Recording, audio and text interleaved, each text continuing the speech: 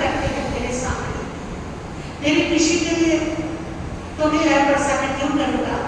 और वर्तमान में अपने अपने ज्ञान में देखा कि माँ का इतना आग्रह क्यों है, माँ इतनी आकर्षित क्यों हो गई है, माँ मेरी मामा को क्यों नहीं समझ रही। पर वर्तमान में जब अपने ज्ञान में देखा तो देखा वर्तमान के अभी मुकाबले कर्म पड़े हुए हैं, इसलिए माँ का इतना जोरदार आग्रह चल रहा है, उन मुकाबले कर्मों को भोगना है। और वर्तमान जो है इसलिए मौन हो जाते हैं और उस मौन को स्वीकृति समझ करके कृष्णा महारानी हाँ कर देती है। बड़ी खुशियां और बड़ी प्रसन्नता के साथ वर्तमान यशोदा से मिलते हैं। यशोदा को सब कल्याण किया जाता है, थोड़े समय के लिए घर में रहना संयम होता, इच्छा लेनी है जगत का कल्याण करना है, स्वयं का कल्याण करना है। यशोदा कहती है मुझे इसमें कोई फर्क नहीं पड़ता, तुम्हारे साथ मेरा संबंध होना ही मेरा बहुत बड़ा सौभाग्य है। और किसी महान आत्मा के साथ हमारा रिश्ता जुड़ जाए, वो अगर एक पल के लिए भी जुड़ा है तो वो भी हमारे लिए बहुत बड़े सौभाग्य की बात हुआ करता है। मैं हमेशा तुम्हारी सहधर्मिणी बन करके रहूंगी, तुम्हारी साधना में तुम्हारी आनंद कल्याण, तुम्हें निकलोगे जगत कल्याण के लिए, तुम पाओगे कि यशोदा कभी उसमें बाधक नहीं बनती है। यशोदा हमेशा तुम्हारी अनुगामी बन करके रहूंगी, हमेशा तुम्हारी सहयोगिनी बन करके रहोगी, कभी भी मैं तुम्हारी बाधक नहीं बनूंगी, तुम अपनी साधना संपन्न कर सकोगे। और वर्तमान को जब एक क्लियर हो जाता है कि यशोदा अपनी खुशी से इसको स्वीकार कर रही है, तो वर्तमान उस लगन के लिए जाते हैं और यशोदा के साथ वर्तमान का विवाह होता है। यशोदा का विवाह है, यशोदा हर पल वर्तमान का ख्याल रखती है, हर समय कोशिश करती है वर्तमान की साधना में, जब भी वो एकांत में साधना में करते हैं, ध्यान में करते हैं, उसमें किसी प्रकार का विघ्न न पड़े। वर्तमान में यशोदा के जो संबंध है ना, वो बहुत ही प्रेमपूर्ण संबंध रहे हैं, एक दूसरे के पूर्ण में दोनों सहयोगी रहे हैं। कभी पता नहीं आता कि यशोदा कहीं अपने भाग्य को कोस रही हो, यशोदा कहीं रो रही हो कि मैं कहाँ फंसती हूँ, ये तो विरक्त साधक है, ये तो विरक्ति पुरुष है, कभी पता नहीं आता। बल्कि इतने प्रेमपूर्ण संबंध रहे हैं कि जो यशोदा है वो अपने आप को सौभाग्यवान मानती रही, हमेशा प्रसन्न रही यशोदा। ऐसे ही होना चाहिए पति पत्नी का संबंध, एक दूसरे में साधन बने, बाधक न बने पति पत्नी, एक दूसरे के लिए सैक्रिफाइस करना सीखे पति पत्नी, एक दूसरे के मनों की भावनाओं को समझना सीखे, एक दूसरे के मनों के अनुसार मनों की भावनाओं को जो पति पत्नी समझ करके चलते हैं, उनका जीवन जो दाम्पत्य जीवन होता है वो कभी कलह का अड्डा नहीं बना करता है। वर्तमान यहाँ पर अध्यात्म का संदेश देंगे, वहां पर लोगों को परिवार में कैसे रहना, रिश्तों के साथ कैसे रहना, ये भी संदेश दे रहे हैं। माता पिता को सदा प्रसन्न रखना, माता पिता को दुख न देना, उनकी आज्ञा का पालन करना, जिनका पहला संदेश था। दूसरा का संदेश है कि जो सहगामिनी तुमने चुनी है, जो धर्मपत्नी तुमने चुनी है, उसकी किसी भी इच्छा में कभी बाधक न करना, उसको अपने साथ लेकर के चलना और अपने मन की सारी भावना उसको देना, उसको पूरी तरह से स्वतंत्रता देना, उसके चयन के लिए वो कैसा चाहती है। वर्तमान मुकाबली कर्मों को अनसक्त भाव से भोगते हैं और वर्तमान की एक पुत्री भी होती है जिसका नाम है प्रियदर्शना। बहुत ही प्यारी, बहुत ही सुंदर नन्ही सी उनकी वो पुत्री है और वर्तमान जो है 28 वर्ष के करीब हो गई है। गृहस्थाश्रम को भोगते भोगते वर्तमान के माता पिता कृष्णा और पिता सिद्धार्थ, उनको लगता है अब हमारा शरीर परिपक्व अवस्था में पहुंच गया है, अब हमें अपने परलोक की तैयारी करनी चाहिए। ये उस समय होते थे जैसे मैं अपनी अवस्था को देख करके परलोक की तैयारी करते थे, और आजकल तो अपनी अवस्था नहीं करते भी परलोक की तैयारी का कहीं काम नहीं है। अस्पताल ले जाओ, उसमें वेंटिलेटर पे लगा दो, अगर कोई 2 सांस की बढ़ के बढ़ा दो, हमारे हमने जीना है, अभी और जीना है, अभी और जीना है। लेकिन गहरे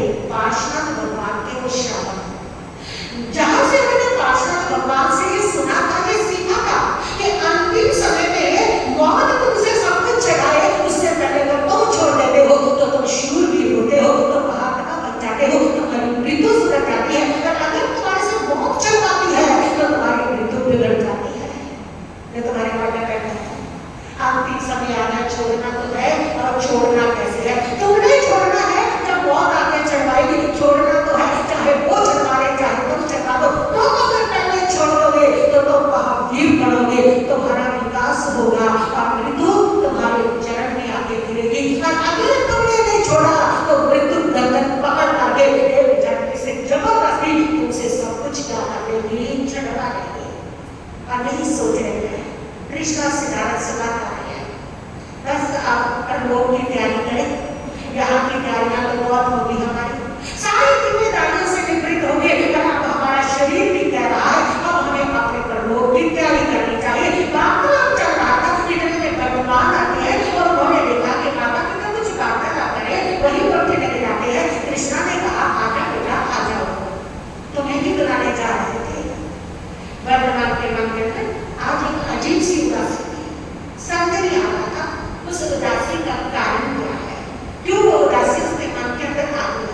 और इसलिए वो माता पिता के पास चलकर के आए थे और चलकर के आए तो उन्होंने कमरे में गए और बना के कहा कि बेटा हम स्नान कर रहे हैं, हम अपने जीवन की तैयारी करना चाहते हैं, परलोक की तैयारी करना चाहते हैं। भगवान ने कहा ऐसा मत करो, ये मुझे पसंद नहीं है, तुम छोड़ करके जाओ। माँ ने कहा कि वर्तमान पसंद ना पसंद की बात नहीं, सबको एक दिन तो जाना है, तो तुम्हें पता ही है ना, ये तो तुम भी समझाते हो सबको।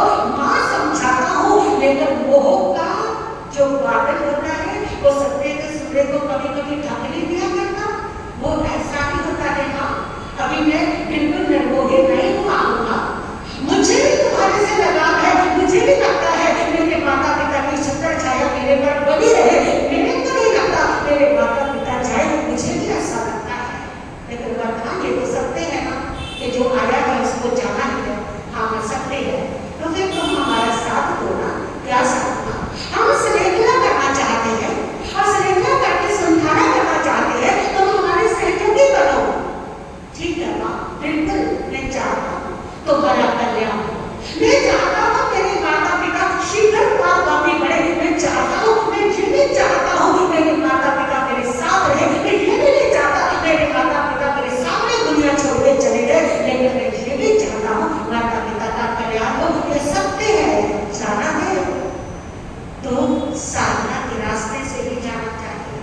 भगवान ने माता पिता की श्रृंखला शुरू करवाई और भगवान अपने ऋण को उतारने लगे। भगवान ने अपने आप को समझाया कि माता पिता ने इतने पुकार कैसे जन्म दिया, कैसे पाला पोषा, हाथ पर मार दिया, प्यार दिया, एक पल के लिए भी मेरा दुख नहीं सहा, उनके सामने जो होने लगा उनसे ऋण होने का यही एक मौका है, माता पिता का समाधिकरण चाहिए। भगवान ने हर संभव कोशिश की उनके समाधि करने की और उनकी श्रृंखला शुरू हुई। उपवास, एकासन, पारना, उपवास, इस प्रकार अपने शरीर को वह शरीर से साथ निकालने लगे। और जब लगा कि अब शरीर जो है वो बिल्कुल जो है वह कमजोर हो चुका है, अब उन्होंने संधारा ग्रहण किया और संधारा ग्रहण करके समाधि के साथ उन्होंने अपने प्राण छोड़े और देवलोक में उनकी आत्मा पहुंच गई। उनका शरीर पड़ा है और सारे आकर के उनका दाह संस्कार करते हैं। वर्तमान की आंखों में तो आंसू ढलते हैं, उनको लगता है कि ये छाया सचमुच ही बादल की छाया थी, जो थोड़ी देर के बाद जैसे बादल कट जाता है, धूप आ जाती है, ऐसे माता पिता के जीवन में बच्चों के ऊपर छाया होती है जो थोड़ा समय रहती है, तो उसके बाद उस छाया में एक ना एक दिन का भी जाना होता है। चले गए हैं वो माता पिता जितनी ममता बरसाते थे, जो एक बार भी मेरा चेहरा देखे बिना रह नहीं सकते थे, मैं एक समय के लिए थोड़ा दूर हो जाता था, मैं चैन हो जाते थे, यही मेरे माता पिता आज चले गए हैं। फिर माँ को समझाया वर्तमान ये तो सत्य है, ये तो रीत है, नकली बदल रो रहे हैं, आप ध्यान देंगे। वर्तमान ने उनको भी संभाला, बहन को भी संभाला, सुदर्शना को भी संभाला, उनको भी समझाया कि ये तो दुनिया की रीत है, सत्य है, लेकिन माता पिता देवलोक पहुंचे हैं और वे माता पिता ना शीघ्र धन संसार से फिरने वाले बनेंगे, यहाँ से सीधे महान क्षेत्र में जाएंगे, मनुष्य बनेंगे, साधना करेंगे और सिद्ध दुनिया हो जाएंगे, मुक्त हो जाएंगे। सबको संभाला और महादेव ने देखा कि मेरी प्रतिज्ञा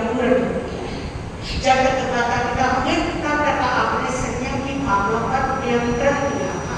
आज माता पिता चले गए, 30 वर्ष के हो गए हैं, 28 वर्ष के हैं, और वर्तमान जो है वो सोचते हैं अब मुझे दीक्षा लेनी चाहिए। नंदी बंधन बड़े भाई है, तब बड़े से आज्ञा लेना छोटे का फर्ज पूरा करता है। तो महावीर नंदी बंधन के पास पहुंचे कि भैया अब मुझे दीक्षा लेनी है, मेरा संकल्प पूरा हो गया है।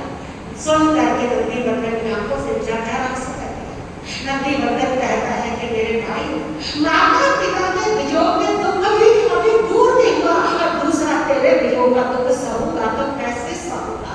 कम से कम इतना तो सोच ले कि मेरी क्या स्थिति होगी, इतनी तो मेरे पर करुणा नहीं।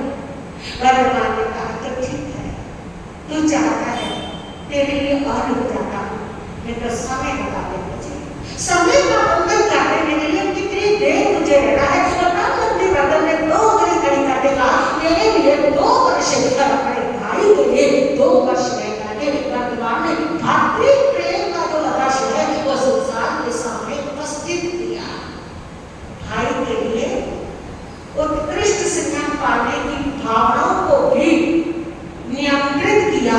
वर्तमान में ये संदेश दिया कि तुम भाई के लिए जो भी करो वो हमेशा कब हुआ करता है, क्योंकि मां जाया भाई, मां जाया भाई हुआ करता है, उस जैसा और भाई दुनिया में मिला नहीं करता।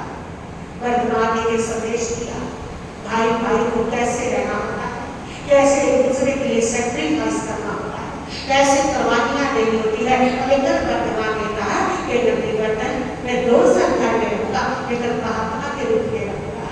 मुझे घर के अगर अगवालों करने का आग्रह नहीं करूंगी, मैं ब्रह्मचारी रहूंगा, मैं एकांत तपस्या में बैठूंगा, मैं मौन पूर्वक रहूंगा, राष्ट्र को पानी पीऊंगा, हरी कच्ची की सब्जी का मेरा त्याग रहेगा, उसमें फिर तुम्हारी इंटरफेरेंस नहीं होगी, मंजूर है मुझे। लेकिन मेरे सामने रहो, घर में रहो, मेरी आंखों के सामने रहो, ठीक है। 2 साल की वर्तमान की साधना शुरू हुई है, ब्रह्मचारी है, मौन में है, ध्यान में बैठे रहते हैं। 2 साल तक पूर्ण हो गए हैं, वर्तमान में अपनी दीक्षा की वास्ता देव आते हैं तो प्रभु से प्रार्थना करते हैं कि प्रभु जगत का उद्धार करने का समय आ गया है, इसलिए जगत कल्याण के लिए आप दीक्षा ग्रहण कीजिए। और कार्तिक देवों की विनती को सुनकर के प्रभु जो है वो वर्षिकान देते हैं। कार्तिक कंकर वर्षिकान देता है, 1 करोड़ 8 लाख प्रतिदिन दान देते हैं, पूरी 1 वर्ष तक वो दान देते हैं। तब दान देने के बाद उनकी दीक्षा की तैयारियां होती है, दीक्षा का देवता पहुंचते हैं, इंद्र पहुंचते हैं, नंदी बंधन सारा परिवार, बहुत सारा जो नगर के लोग हैं वो पहुंच गए हैं। और प्रभु जो है वो पालकी में बैठ करके जय जयकार के साथ बाहर घर में पहुंचते हैं।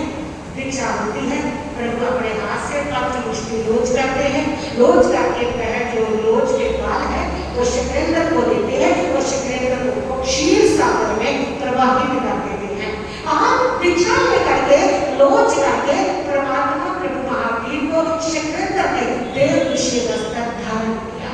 प्रभु को वस्त्र की जरूरत नहीं, तब तेरा दिया तो रख दिया। प्रभु ने मना भी इसलिए नहीं किया कि आगे जो तीर्थ करेगा साधु साधु, अगर मैं वस्त्र देकर मना करूंगा तो उनको ये लगेगा कि दीक्षा में वस्त्र मेरा ही नहीं निषेध है।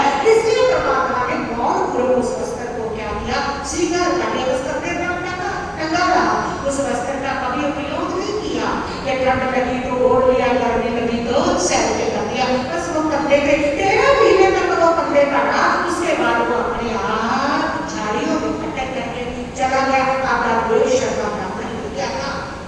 परमात्मा दीक्षा लेकर के सारे परिवार वालों से परमात्मा ने हाथ जोड़ करके विदा दी। और सारे परिवार वाले की आंखों से आंसू बह रहे हैं, देख रहे हैं वर्तमान को चलते हुए। वर्तमान आगे की ओर बढ़ गए हैं, पहुंच गए हैं वर्तमान आगे। एक वन में पहुंच करके ध्यान लगा करके खड़े हो गए हैं। रात्रि का समय हो गया है, शाम का समय है। आज जिस समय दीक्षा हुई थी, समर्पित पदार्थ चंद्र अभी का मेघ उनके शरीर पर किया गया था, उस समर्पित मेघ से प्रभावित होकर के बहुत सारे भ्रमरी आते हैं और आकर के प्रभु के शरीर को रात्रि भर काटते हैं। और प्रभु शांति के साथ समता के साथ खड़े रहते हैं, उनको हटाते करते हैं। और अगले दिन प्रभु जो है वो अपना सन्निवेश में पधारते हैं, वहां पर बाबुल ब्राह्मण के यहाँ जाकर के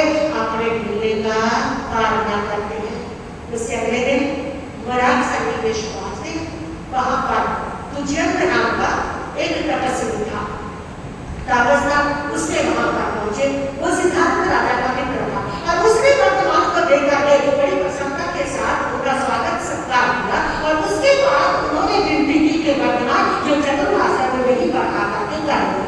प्रभु आगे की ओर ध्यान करके प्रभु की साधना प्रारंभ होती है। 12.5 वर्ष तक प्रभु ने जितने कष्ट सहे, वह उत्साह वह कष्ट जब पड़ते हैं तो लौटते बड़े हो जाते हैं। ऐसे कष्ट प्रभु ने सहे। प्रभु एक पल के लिए भी ना तो परेशान होते थे और ना ही सुख समाधि की कहीं से जांच करते थे। वह अगर कहीं जाते थे तो नगर में नहीं जाते थे, बाहर जंगल में, खंडहरों में, ऐसी जगह पर जो बिल्कुल टूटी फूटी सुंदर जगह है, धर्मशाला है, ऐसी जगहों पर जा करके वो ध्यान में खड़े रहते थे। और वहां पर आने वाले लोग उनको परेशान करते थे।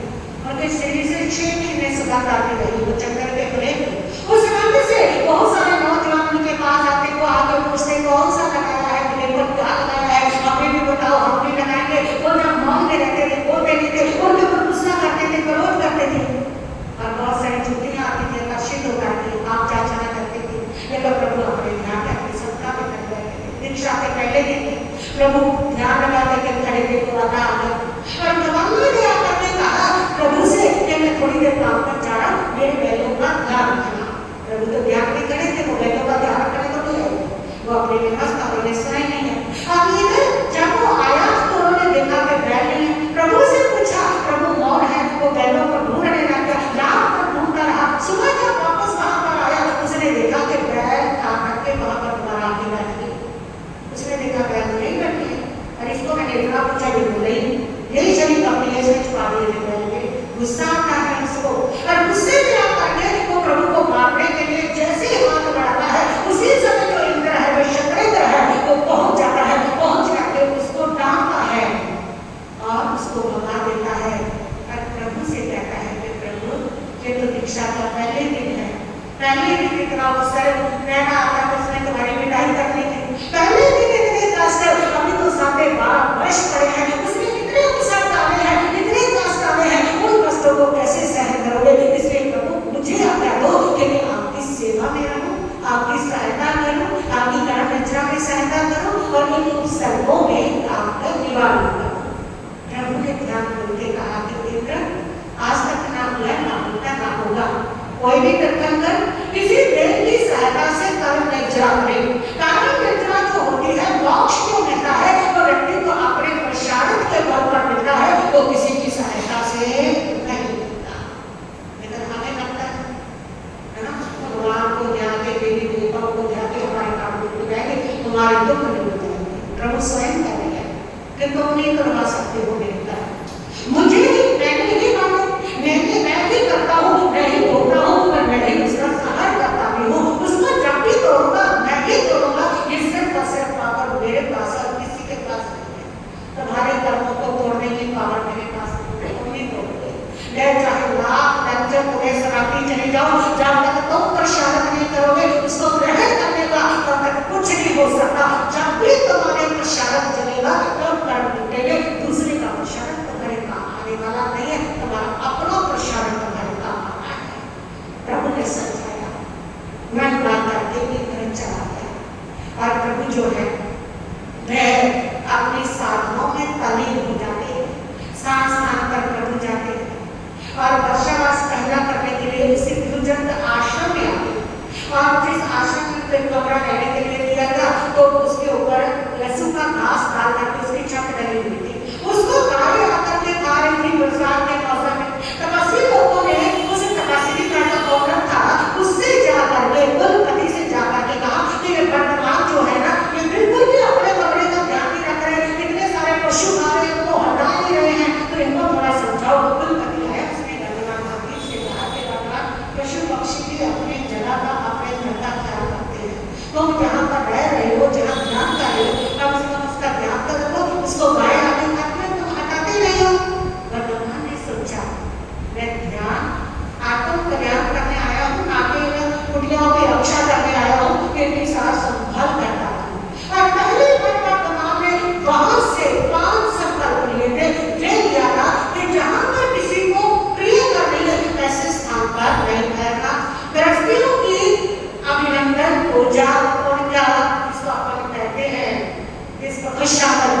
वो नहीं करनी। कल पार्टी आज में भोजन करना, ध्यान में रहना और गौर में रहना। ये 5 संकल्प प्रभु आगे देंगे और चतुर्मास में ये सोच करके कि यहाँ पर रहना इनको अच्छा नहीं लग रहा, प्रीति कर रही है, इन्होंने उपलब्ध दिया है, ये सोच करके प्रभु ने चतुर्मास के 15 दिन के बाद वहां से विहार कर लिया। और वहां से पहुंचते हैं अस्थि के ग्राम में। अस्थि के ग्राम के बाहर एक मंदिर में पहुंचते हैं। उस मंदिर में एक यक्ष रहता था। वो यक्ष किसी को भी रात्रि को बाहर ठहरने नहीं देता था। जो ठहरता था उसको समाप्त कर देता था। और वर्तमान उस बाहर पड़े उस मंदिर में ठहरते हैं, लोग आके बताते हैं महात्मा जी जहाँ मत ठहरो, यहाँ का यक्ष रात को व्यक्ति को मार देता है, तो तुम्हें भी मार देगा। लेकिन वर्तमान तो वर्तमान थे, अपना ध्यान लगा करके वहां खड़े होते। रात्रि को यक्ष आया, नमाज करता हुआ, कौन है? और जैसे देखा वो व्यक्ति उसकी क्रूरता चाल दी, आगे बढ़ करके उसने प्रभु को आकाश में उछाल दिया। लेकिन प्रभु ने अपना ध्यान नहीं खोला, समता से उसको सह। कभी मच्छर बन करके काटा, कभी चूहे बन के काटा, कभी बिच्छू बन करके डस दिया। ऐसे कितने सारी बात उसने कष्ट दिए, लेकिन वर्तमान को जरा भी विचलन नहीं कर सका। तब तक वो हार गया और प्रभु के चरणों में गिर गया और प्रभु से क्षमा याचना करने लगा, प्रभु की स्तुति करने लगा। अस्थि ग्राम में और जिन प्रभु ने ऐसी चंद्रकौशिक का उद्धार किया, चंद्रकौशिक की पानी पर पहुंचे, उसको बोल दिया, उसको कहा जागो जागो चंद्रकौशिक जागो, बहुत क्रोध कर दिया, तुम्हारे क्रोध ने तुम्हें चंद्रकौशिक नाम बनाया। तुम सत्य थे लेकिन क्रोध करते रहे, इसीलिए तो चंद्रकौशिक तुम शांत बने हो। और अगर अभी भी क्रोध ना छोड़ा तो सोचो कहाँ जाओगे। चंद्रकौशिक को पूर्व भक्ता ध्यान हो गया, जाने से चंद्रकौशिक ने देखा कि सही में शांत था, इतना क्रोध किया कि ये चंद्रकौशिक आ गया। अगर अब भी क्रोध करूंगा तो पता नहीं कौन सा दर्द मिलेगा। और चंद्रकौशिक ने क्रोध त्याग दिया, चंद्रकौशिक ने समता को धारण कर लिया। चंद्रकौशिक जो है अपनी मौके में सीधा लेट गया। और लोगों ने महावीर को ध्यान करके और लोगों ने देखा चंद्रकौशिक ये कैसे पड़ा है, ये तो हर समय ऐसे रखता था, ये आगे इसको भी मार दो, वो आगे इसको भी मार दो, दिल्ली से पूरा वन खाली कर दिया था मार मार के। क्या पशुओं को, क्या पक्षियों को, क्या इंसानों को, किसी को छोड़ा ही नहीं था। हर समय क्रोध में खंजू उठा करके रखता था। और आज तो वैसे दरार के पीछे गिरा पड़ा, क्या हो गया इसको? लगता है तो देवता बन गया। और लोग जो है धीरे धीरे पास आने लगे, डरते नहीं है और दूर से पत्थर चलाते नहीं थे, हम उठाता है नहीं और उसके ऊपर मारे हैं, पत्थर मारे हैं और पत्थरों से वो जो चंद्रकौशिक है हो रहा है, लेकिन अपना हाथ नहीं उठाता। लोग कहते हैं ये तो देवता है, ये तो नाट है, शांति को धारण करना, वो पूरा करने आ गए, दूध चढ़ा दिया, मिठा चढ़ा दिया, चींटियां आ गई और वो चींटियां उसके शरीर को काटने लगी। चंद्रकौशिक का शरीर छलनी छलनी हो गया। लेकिन चंद्रकौशिक शांति में लेटा रहा और अंतिम समय समाधि के साथ एक साथ करके वो सांप भी भर करके देव लोग ने पहुंचा। ये समता का, ये महावीर का, वो सकते का था, परमात्मा के उपदेश का था। लेकिन चंद्रकौशिक की भी गति से गति और वो भी देव लोग को प्राप्त होगा। ऐसे ही परीक्षा लेने के लिए आता है संगम देव, 6 महीने कष्ट देता है परमात्मा को, एक रात में 20 कष्ट देता है। लेकिन 6 महीने में वो संगम की हार करके जाता है, लेकिन प्रभु कष्टों से नहीं हारते। फिर गोशालक मिल गया, गोशालक के साथ महाकष्टों को भोगा और अपने कष्टों को भोगने के लिए परमात्मा प्रभु महावीर अनार्य देश में चले जाते हैं। अनार्य देश के लोग बिल्कुल अज्ञानी, क्रूर लोग, कठोर लोग, जिनके अंदर बिल्कुल भी दया नहीं होती, ऐसे प्रदेश में प्रभु गए। जब वहां पर गए तो लोग उनको लाठियों से मारते, मुक्कों से मारते, थप्पड़ों से मारते, लोहे के भाले से मारते, लोहे के भाले से उनके शरीर में छेद करते थे। प्रभु का शरीर बहुलाहार हो जाता। लेकिन प्रभु की समता जो नित्य बनी रहती है, प्रभु अपने ध्यान को नहीं खोलते। जिसने दीक्षा ली थी उसी ने शरीर का विसर्जन कर दिया था, सिर्फ आत्म सत्व में जुड़ रहे थे। प्रभु ने देखा था बहुत कर्म अभी मेरे पड़े हैं, इसीलिए वो लाट देश में, अनार्य देश में पहुंचे थे। वहां पर लोग अगर वो कभी बैठे होते तो धक्का मार करके उनको गिरा देते थे। वहां पर कुत्ते बड़े खूंखार थे, वह कुत्ते जो थे वो वहां के जो साधु होते थे वो लाठियां लेकर चलते थे कुत्तों से बचने के लिए। लेकिन प्रभु के पास तो कुछ नहीं,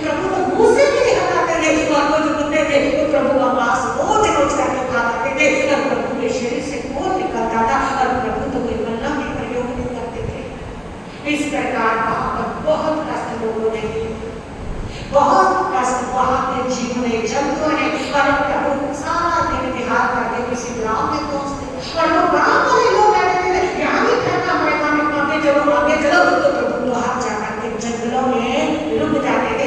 ऐसे 12.5 वर्ष तक प्रभु ने महान कष्टों को सहा, महान उपसर्ग प्रभु के ऊपर आए उनको सहा, और 12.5 वर्ष इस प्रकार प्रभु सारे उपसर्गों के द्वारा अपने कर्मों को तोड़ते हैं और अंतिम कष्ट प्रभु के ऊपर जो आता है उसके बाद उन्होंने चंद्रन का काफी उद्धार किया, और अंतिम कष्ट जो उनके ऊपर आता है वो आता है कानों में कीले दिखवाने का। ध्यान में खड़े भगवान आया है, कहता है प्रभु से, कहता है मेरे एक का ध्यान रखना, बहनों का ध्यान रखना। प्रभु ध्यान में खड़े हैं, पैर इधर उधर हो गए, वापस आके पूछता है पैर कहाँ है, प्रभु मौन में है, जवाब नहीं देता, जवाब नहीं मिला तो गुस्सा आता है, कहता है बहरा है तू, सुनना नहीं, मेरे पैर को हो गए तो तू बता नहीं रहा है, और गुस्से में आकर के एक बड़ा किला उठाता है, उठा करके प्रभु के कान में लगाता है, दूसरी तरफ से जोर से ठोकता है, और वो कील प्रभु के इधर से आकर के इधर निकल जाता है। अपार वेदना लेकर प्रभु समता के साथ सहन करते और बोझे के लिए जब गए तो उस समय थक लगने देखा कि प्रभु के चेहरे के ऊपर पीड़ा पड़ा है, कोई पीड़ा से गुजरे, कोई तकलीफ है, और जब देखा तब पता चला कि वो किसी दुष्ट के कान में कीड़ा रोका काट करके किस तरह निकाल रखा है। और तब उस थक लगने ने कहा इस प्रकार कीड़ा निकाला नहीं जा सकता, बहुत वेदना होती है इसमें, जब प्रभु निकलाए थे और जब वो ध्यान में खड़े ना उस समय अपने कीड़ा निकाल के वहां दवा दारू करने गए, और जब प्रभु प्रार्थना करने निकले तो ध्यान में जाके खड़े हो गए और इधर उठा के पीछे पहुंचा, जहां तक जब प्रभु ध्यान में थे इसने संदासी के द्वारा जोर से पकड़ करके जब कीड़ा निकाला तो प्रभु की चीख निकली और उस चीख से पूरा ब्रह्मांड हिल गया था। ऐसी वेदना का कितनी वेदना थी। और फिर उन्होंने मंदिर पट्टी कीजिए, प्रभु का अंतिम उपसर्ग था, और प्रभु तपस्या के साथ रिजु वालिका नदी के किनारे पर बैठे गोद आसन में समता के साथ गीत रागता द्वारा प्रभु बढ़ रहे, और इस प्रकार उत्तम से उत्तम भावों में बढ़ते हुए प्रभु को तब वहां पर केवल ज्ञान होता है, और केवल ज्ञान होने के बाद जो तीर्थंकर होते हैं मुहूर्त भर वही रहते हैं जहाँ पर वो केवल ज्ञान होता है, वहां पर वो अपना कल की वाचना लेते हैं, और उस वाचना में क्योंकि वो शाम के समय केवल ज्ञान हुआ है तो शाम के समय सारे देवता अंदर नरेंद्र आते हैं, लेकिन कोई भी इंसान नहीं पहुंचता, इसलिए प्रभु की कल ही जो देशना है वो फल नहीं जाती है। खाली इसलिए कारण है कि किसी ने सुन करके आचरण नहीं किया, व्रत कछा ग्रहण नहीं किया, तो इसलिए तो फिर प्रभु की बावरी में आगे जाकर के समोसरण लगता है, उस समोसरण में उस देशना में इंद्रवृत्ति गौतम जिन 11 गंधर्व पहुंचते हैं, 4400 शिष्य पहली बार एक ही दिन में उनके बनते हैं, और इधर जंगल वाला बहुत सारी नारियों के साथ दीक्षा लेती है। इस प्रकार प्रभु तीरथ का निर्माण करते हैं, साधु साध्वी श्रावक शालिका। इस प्रकार प्रभु धरातल पर अपने उपदेशों का प्रवचनों के द्वारा अपने उपदेशों को फरमाते हैं। 2 प्रकार के धर्म प्रभु ने प्रतिपादित किए, श्रावक धर्म और साधु धर्म। साधु धर्म में 5 महाव्रत और श्रावक धर्म के लिए 12 अनुव्रत का प्रतिपादन किया। प्रभु ने अहिंसा का झंडा फहराया, सब लोग प्रभु के उपदेशों में पहुंचे, लोगों ने हिंसा का त्याग किया, पापों का त्याग किया, और प्रभु ने जातिवाद के ऊपर जो है वह बहुत ज्यादा जातिवाद के ऊपर जोर दिया कि ब्राह्मण जो होते हैं वो कर्म से व्यक्ति ब्राह्मण होते हैं, कर्म से क्षत्रिय होते हैं, कर्म से वैश्य, कर्म से शूद्र होता है, और प्रभु ने जातिवाद का खंडन किया और अपने धर्म के अंदर सभी प्रकार के जाति के लोगों को दीक्षा देते हुए उस समय ग्रामीणों को धर्म ही सिखाया जाता था, धर्म संस्कृत में होता था, और प्रभु ने पहली बार धर्म अर्धमागधी में शुरू किया। अर्धमागधी में जन्म दशा में नारियों को संयम के लिए धर्म के लिए रास्ता खोला, और प्रभु ने पशु बलि हिंसा के यज्ञ बंद करवाए, और लोगों के जीवन से जो अंधविश्वास था वो सारा दूर किया, और लोगों को सत्य धर्म दिया। इस प्रकार प्रभु का अंतिम चतुर्मास